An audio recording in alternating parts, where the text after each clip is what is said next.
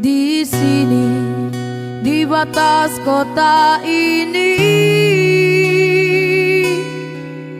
ingin ku tuliskan surat untukmu, biar engkau mengerti perjalanan hidupku di dalam menggapai cita-cita. Rintangan yang datang silih berganti, pedih-perih mencekam menusuki. Aku mengharap selalu doa suci darimu, duhai kasih hambatan hatiku.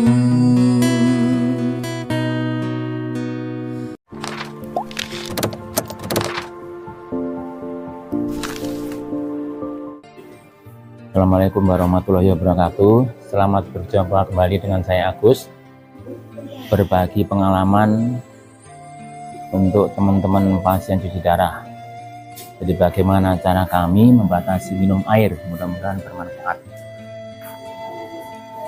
Jadi pasien cuci darah ini dianjurkan dokter agar membatasi minum air dengan maksimal minum itu kurang lebih 500 ml sampai 600 ml ditambah jumlah air kencing kita per hari. Nah, jadi misalnya kita kencing itu dalam sehari itu 100 ml, maka maksimal minum air kita dalam sehari ya 100 ml ditambah 500 ml jadi 600 ml sampai 700 ml per hari. Jadi biasanya pasien cuci darah ini kencingnya sedikit ya, karena sudah terbuang pada saat dilakukan tindakan cuci darah. Jadi berbeda dengan orang sehat.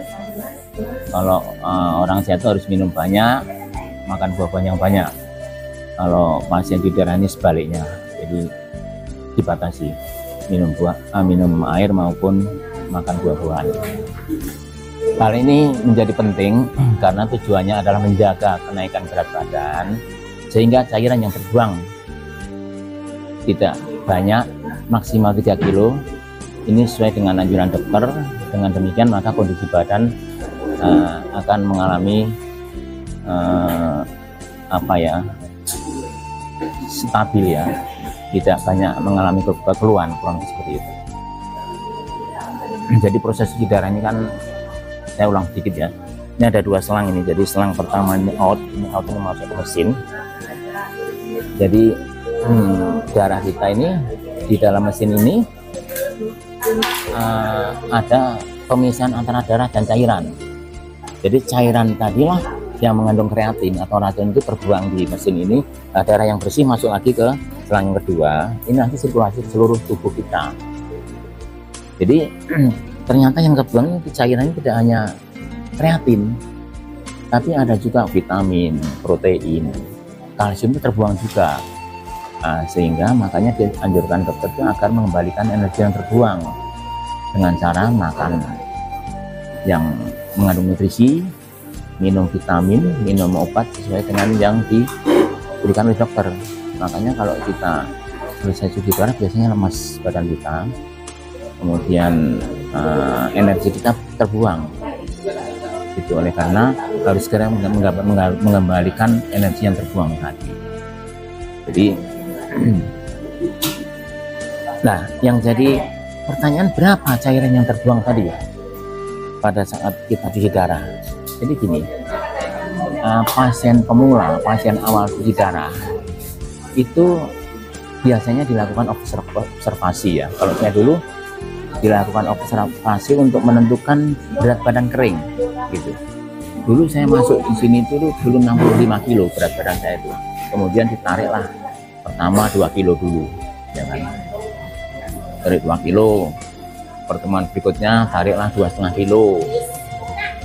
Kemudian cuci darah berikutnya tarik 3 kilo. Pas tarik 3 kilo waktu itu saya kram, paket itu kram tinggi. Nah, ternyata kram ini adalah menunjukkan bahwa berat badan kering kita tercapai. Nah, ini Jadi kalau kram itu nggak usah panik, ternyata berat badan kita tercapai. Berarti berat badan saya dulu itu 65 kilo dikurangi 3 kilo. Berarti 62 kilo itu berat badan kering saya. Jadi misalnya nih sekarang cuci darah, nanti pulang ditimbang 62 kilo. Besok kalau cuci darah datang timbang lagi berapa? 65 misalnya. Waktu itu saya 65, berarti naiknya 3 kilo. 3 kilo ditambah makan dan minum kita setengah kilo, jadi kita ditarik 3,5 kilo. Wah, inilah 3,5 kilo. Jadi ini sesuai dengan yang kita minum. Kalau kita minumnya banyak pasti naiknya banyak. Jadi kan cuci darah ini kan kebanyakan ada jadwalnya ya, ini sesuai dengan analisa dokter. Itu ada yang 2 kali seminggu, ada yang 3 kali seminggu. Kalau yang 2 kali itu biasanya tindakannya itu 5 jam. Kalau yang 3 kali seminggu itu sekali tindakan 4 jam, itu tergantung arahan dokter nanti. Jadi membatasi minum ini memang sulit, gitu. Memang sulit sekali, tidak mudah seseorang cuci darah membatasi air minum itu sulit. Saya sendiri mengalami, merasakan sulit sekali. Jadi ketika saya naik 3,5 kilo itu keluarnya macam-macam gitu. Jadi gini, cuci darah ini, pasien ini betapa sulitnya membatasi minum air. Padahal disarankan dokter tidak boleh melebihi yang distandarkan. Jadi saya sendiri mengalami ya, kesulitan membatasi air minum itu kan tidak ya gimana ya. Jadi gini, pasien cuci darah ini minum air putih enaknya minta ampun. Air putih hangat nikmatnya luar biasa. Minum yang manis-manis jus buah apalagi gitu. Ini memang yang sulit kita hindari. Jadi hawanya pasien cuci darah ini seperti ibaratnya ya orang yang sedang berpuasa menjelang buka jam 4 atau jam 5. Coba bayangkan itu bagaimana betapa kepinginnya dan gage-gage minum air. Nah, ini kemudian disarankan untuk tetap membatasi. sulit sekali. Ini coba godaan ya. Inilah godaan pasien cuci darah. Godaan ini berbeda dengan cobaan. Godaan ini adalah ketika kita bisa menahan atau kita bisa tidak melakukan godaan, ya kita tentunya akan bisa meninggalkan hal-hal yang berakibat kurang baik. Jadi godaan ini sesuatu yang bisa dihindari, yang bisa ditinggalkan dan tidak perlu dilakukan. Beda dengan cobaan. Kalau cobaan itu kan suatu perjalanan hidup yang harus dihadapi, dijalani dan dilewati. Nah ini agak beda sedikit. Nah keduanya sama-sama memiliki konsekuensi ya. Tahan godaan, maka akan terhindar dari masalah dan hidup insya Allah akan menjadi lebih nyaman. Namun kalau bisa melewati cobaan, ya tentu kita akan dapat hikmah yang luar biasa, tergantung masalah yang kita hadapi. Nah, jika godaan itu sendiri tidak bisa kita hindari, maka godaan akan bisa berubah menjadi cobaan. Inilah yang saya seringkali tergugah ya, terpikir gitu. Ini saya kalau tergoda terus, ya kondisinya terkapar terus, ini nggak bisa nyaman, nggak bisa apa-apa ini. Dan jadi masalah air minum ini juga, minum air yang dibatasi ini sering menjadi salah paham ya antara keluarga dengan pasien cuci darah. Sering uring-uringan, padahal memang nggak mudah memang. Padahal kita tahu bahwa kita kalau minum air terlalu banyak, saya sendiri ngalamin ini. Yang saya rasakan tuh ya kurang lebih itu hampir sama yang dengan pasien yang lain. Tangan, kaki, badan itu terasa bengkak, tidak nyaman. Berjalannya berat, hawanya malas, pengennya tidur terus, keinginan makan dan minum itu yang seger-seger aja maunya. Padahal minum air yang berlebihan itu kita kurang bermanfaat bagi pasien cuci darah.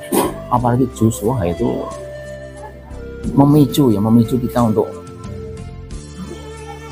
sulit berhenti minum. Nah, selain itu terlalu banyak minum, saya juga mengalami itu berat badan menjadi naik banyak. Ya, tadi saya sampaikan bahwa kalau berat badannya banyak, cairan yang ditarik juga banyak. Ini akan menjadi problem. kondisi badan pun jadi drop biasanya kalau nggak tahan, mual lemak, mual lemas ya, sesak nafas. Nah, ini menurut dokter juga sangat berpengaruh dengan kondisi jantung. Jadi kondisi badan bisa menjadi kurang stabil. Oh ini saya ini sering waktu itu ya saya sering berpikir, saya tahu bahwa minum air terlalu banyak ini akibatnya kayak gini, tapi ya sulit dihindari gitu. Akhirnya wah kalau ini saya gini terus, saya akan terkapar selama-lamanya, nggak ada perubahan ya kayak gini terus.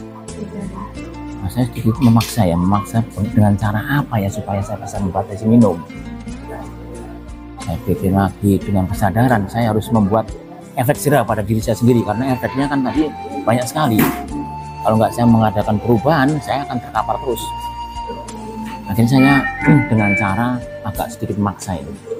Jadi pertama saya dulu kulkas di rumah saya kosongkan, minum apapun saya kosongkan, nggak ada sama sekali. Dulu saya sediakan minuman segar di kulkas, sekarang kosongkan.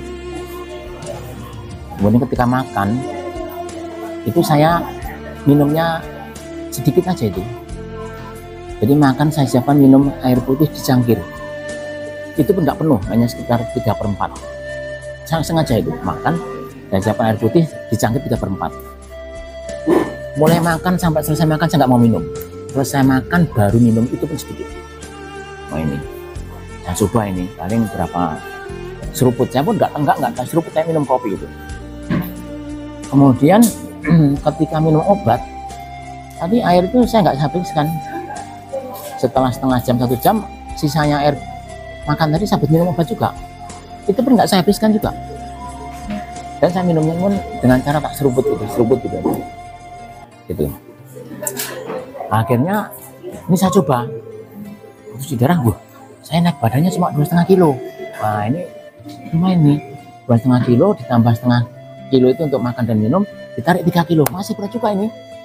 Walaupun sebenarnya kalau dokter menyarankan itu sebenarnya cuci darah ini pasien ini kalau ditarik cairan itu maksimal sama makan 3 kilo maksimal, jangan sampai lebih. Ini dokter menyarankan karena kalau lebih dari itu efeknya kurang baik. Kemudian saya coba lagi, kan dulu pernah disarankan juga harus banyak gerak ya, tapi tidak dipaksakan. Saya coba nyapu, yang ringan aja, besoknya nyapu. Kok enak, enteng gitu kan, keringetan. Saya nggak minum juga ini, biarkan aja sampai nyapu jalannya bisa sapu semua itu. Jadi enak gitu, badan kita nggak terlalu banyak keluhan. Terus saya besoknya cuci darah, saya cek lagi naiknya cuma 2 kilo. Wah ini ada perubahan berarti kan. Kemudian saya tambah makan dan minum setengah kilo, jadi tariknya 2,5 kilo gitu. Wah ini kayaknya saya makin ke depan saya tambahkan lagi, saya mulai jalan-jalan keliling komplek jalan-jalan nyaman juga gitu loh. Jadi saya awali dengan yang ringan waktu itu. Saya coba jalan keliling lapangan di hari Minggu, kemudian pegal-pegal itu hilang, saya istirahat di rumah itu enak ternyata.